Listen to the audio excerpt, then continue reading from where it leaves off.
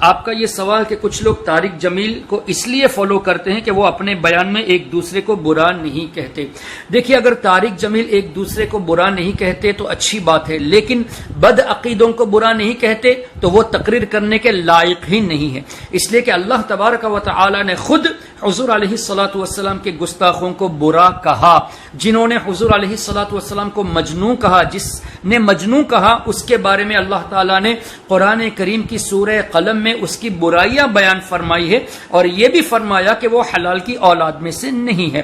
پھر اللہ تعالیٰ نے خود ہی ارشاد فرمایا کہ تمہارے باپ، بیٹے، بھائی، رشتہ دار بھی اگر اللہ اور اس کے رسول کے دشمنوں سے دوستی رکھتے ہیں تو ان سے دور رہو. اب ہم طارق جمیل کی سنیں یا اللہ تبارک و تعالی کے حکم کو مانے؟ اللہ نے تو دور رہنے کا حکم دیا. جو گستاخ ہیں، جو حضور علیہ السلام کے دشمنوں سے دوستی رکھتے ہیں، ان سے دور رہنے کا حکم بھی اللہ نے دیا. تو ہم قرآن کی بات کو مانیں یا قرآن کے نام پر ایموشنل مگر مچھ کے آنسو بہا کر بیان کرنے والے مولوی طارق جمیل کی باتیں سنیں، جبکہ یہ قرآن کے خلاف ہمیں میسیجز پہنچا رہا ہے. پھر حضور علیہ الصلوۃ والسلام نے مسجد نبوی شریف سے منافقوں کا نام لے کر اخرج یا فلاں فإنک منافق، اخرج یا فلاں فإنک منافق، نکل جا مسجد سے اے شخص تو منافق ہے، یعنی نام لے کر منافقوں کو مسجد نبوی سے باہر نکالا. تو اگر ہم کسی وہابی حضور کے دشمن کو ہماری مسجد سے باہر نکالے یہ کہہ کے کہ اس نے گستاخی کی ہے، تو اس میں برائی کون سی کی ہے؟ یہ تو حضور علیہ السلام کی سنت ہے. تو طارق جمیل صاحب نہ قرآن سے واقف ہے نہ حدیث سے واقف ہے، اور یہ واقف ہو بھی کیسے سکتا ہے جو ایسا جاہل ہو کہ خود یہ کہے کہ حضور علیہ الصلوۃ والسلام جب معراج کو گئے تو جبریل علیہ السلام نہیں آئے تھے، جبکہ حدیثوں میں آیا ہے کہ جبریل علیہ السلام تشریف لائے تھے اکمپنی کرنے کے لیے. یہ نہیں کہ حضور کو ساتھ لے جائے کیونکہ حضور کو پتہ نہیں، ایسا نہیں، بلکہ حضور سے مدد، حضور سے فیض حاصل کرنے کے لیے جبریل علیہ السلام آئے، ایز اے خادم تشریف لائے، اور یہ حدیثوں میں موجود ہے. لیکن طارق جمیل نے اپنے بیان میں کیا کہا کہ جبریل علیہ السلام نہیں آئے بلکہ اللہ خود زمین پر آیا. پہلے آسمان پر اللہ لے گیا، پھر وہاں سے دوسرے آسمان پر اللہ لے گیا. نام دیا ہے کہ اے میرے محبوب کی امت اپنے نبی کی قدر کرو.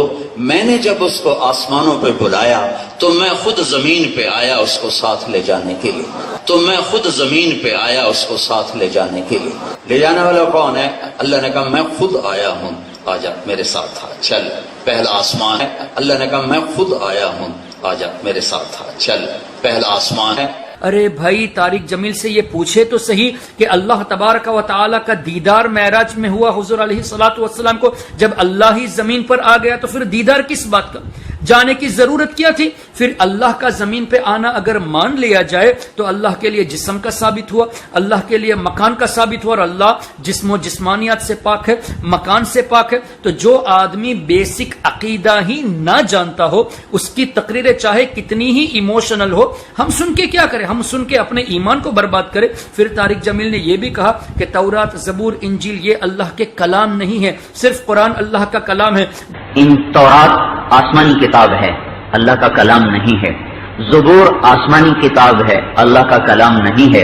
انجیل آسمانی کتاب ہے، اللہ کا کلام نہیں ہے.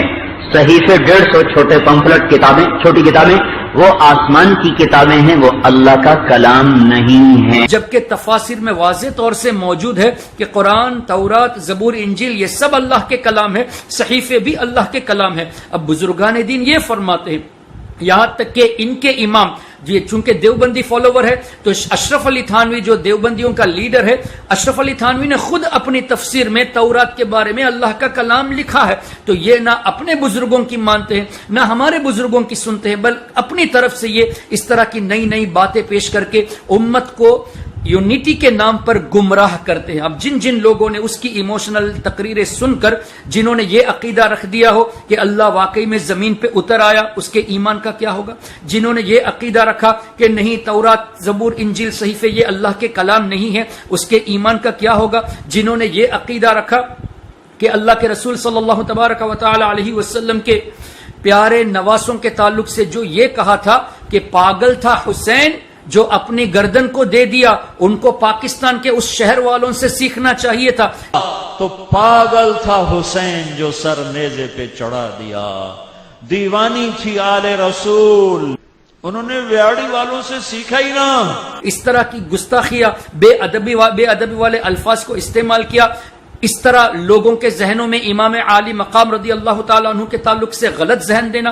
حضرت ابراہیم علیہ السلام کے تعلق سے یہ کہنا کہ ابراہیم علیہ السلام 80 سال کا بوڑھا جو مرغی ذبح نہ کر سکے. یہ کس کتاب میں لکھا ہے کہ ابراہیم علیہ السلام مرغی ذبح نہ کر سکے اور گئے بکرا ذبح کرنے کو؟ یہ کہاں پہ لکھا ہوا ہے کہ مرغی ذبح نہ کر سکے 80 سال کا بوڑھا؟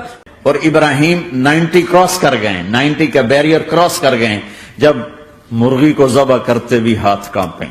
90 برس 92 سال کا بڈھا تو مرغی نہیں ذبح. آسمان کے فرشتے ٹکٹکی باندھ رہے ہیں اور ان کے سانس اٹک رہے ہیں کہ یہ کیا ہو رہا ہے، کیا یہ بوڑھا کر جائے گا، کیا یہ بوڑھا کر جائے گا؟ تو لوگوں کو اس طرح کا ذہن دینا، پھر لوگوں کو یہ ذہن دینا جبکہ قرآن میں موجود ہے رسول کے دشمنوں سے دور رہو، حدیث میں موجود ہے دور رہو، اور یہ کہتا ہے کہ نہیں سب مل کے رہو. تو جو قرآن اور حدیث کے خلاف تعلیم دے کے لوگوں کے ایمان کو اس طرف لے کے جاتا ہے، جو خود بھی لوگ اس کی ایموشنل باتیں سن کے قرآن کے ان حکم کے خلاف جائے، حدیث کے ان حکم کے خلاف جائے، پھر اوپر سے لوگوں کو کہے دیکھو ہمیں جو ہے کسی کی برائی نہیں کرنی چاہیے اس لیے کہ مولانا طارق جمیل نے یہ بتایا اور قرآن اور حدیث کی روشنی میں بتایا، جبکہ قرآن کے بھی خلاف بتایا، حدیث کے بھی خلاف بتایا. اس لیے محترم حضرات، کسی بھی شخص کی تقریر سننے سے پہلے اس کا بیک گراؤنڈ دیکھ لیا جائے.